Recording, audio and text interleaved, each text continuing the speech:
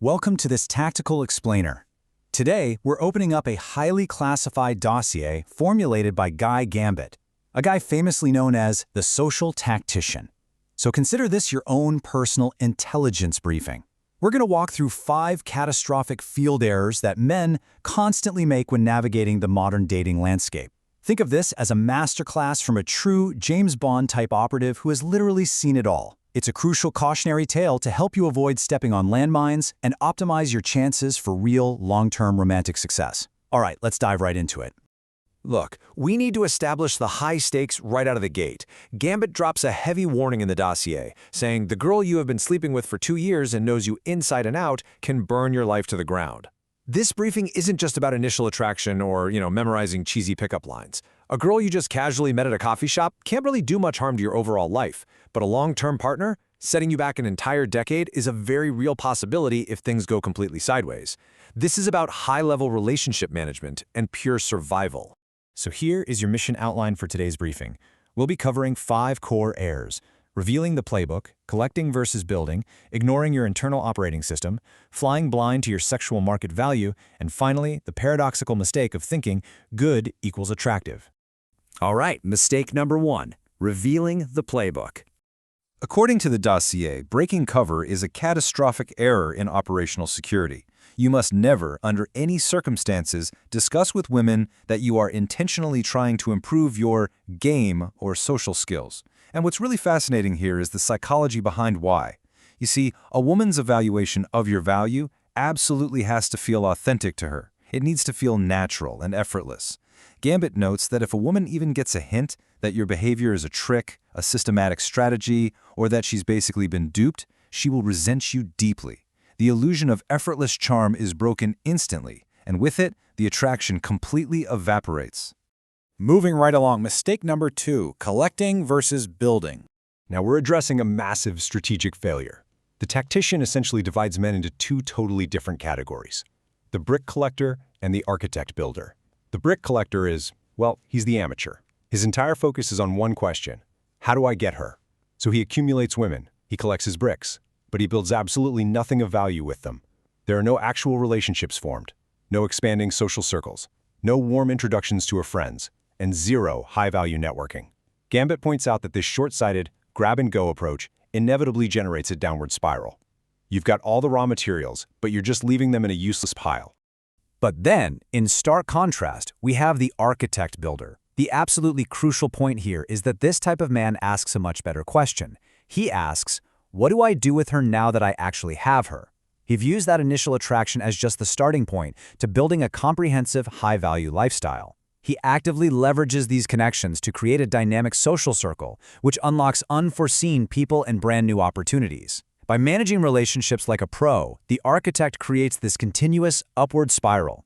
It proves that what you actually build with a partner is vastly more important than how you manage to acquire her attention in the first place. All right, mistake number 3, your internal OS.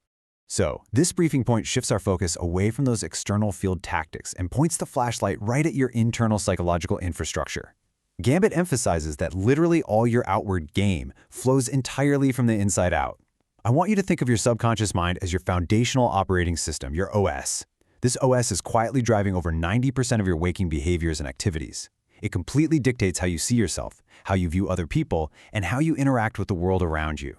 You can memorize all the external pickup strategies in the world, but if this underlying code is flawed, you are never going to optimize your life. You absolutely have to audit your internal programming. Think about it. If your OS is running on flawed code, if it's just riddled with bugs regarding your own self-worth or your worldview, then every single conscious thought or software program you try to run on it is going to be tainted. The dossier is incredibly clear on this one core lesson. Fix your subconscious, and you fix your life. If you skip this critical step, every other tactic you learn is basically just slapping a fresh coat of paint over a crumbling, rotten foundation. Mistake number 4, flying blind to SMV. This mistake boils down to a critical lack of situational awareness.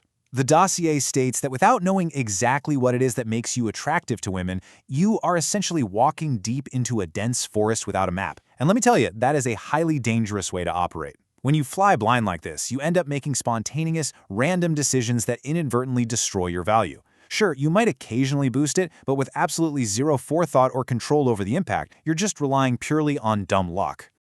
But according to the Social Tactician, it really doesn't have to be a guessing game. Gambit's dossier outlines exactly 11 specific variables that he claims any woman worldwide uses to evaluate a man's sexual market value, or SMV. Let's break his matrix down. Here are the first 6 core variables. Number 1, his looks.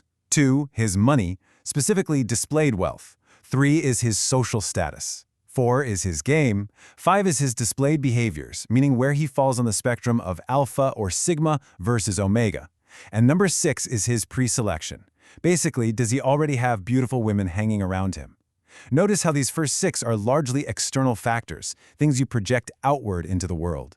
Now take a look at the final 5 variables. 7, other women's approval. 8, her age and life phase. 9, her ovulatory cycle. 10, her cultural programming. And 11, her unique personal preferences.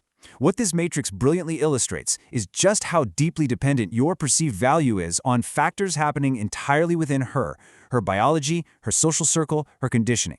You really have to understand both sides of this equation if you want to navigate the field effectively. And finally, mistake number 5, thinking good isn't attractive. This is perhaps the most paradoxical error in the entire briefing. Conflating objective morality with raw sexual attraction. Guys get this wrong all the time. Just because a trait is objectively good does not mean it triggers attraction. And conversely, just because something is highly attractive doesn't actually make it morally good. While having a high IQ and high morality are wonderful, upstanding qualities to possess, Gambit points out that they are strictly not variables used in determining raw biological attraction. That is, unless they just so happen to fall into her specific, quirky personal preferences. Let's look at a really practical example from the dossier to make this concrete. Retiring early and living with total, complete freedom is objectively a good thing for you, right? But surprisingly enough, it's not inherently attractive to women. Why? Well, because women care about the pragmatic reality of freedom as it directly relates to them. From her hypothetical perspective, according to the author, your total freedom means you have access to way more girls, which means more opportunities for her to lose you. Furthermore, if you're fully retired, you're probably engaging in less active wealth creation. So an objectively good life achievement can actually lower your relationship security in her eyes. It's wild, but that's the logic. And here is the absolute starkest, most ruthless example from Gambit's briefing. Cheating is obviously not a morally good thing to do.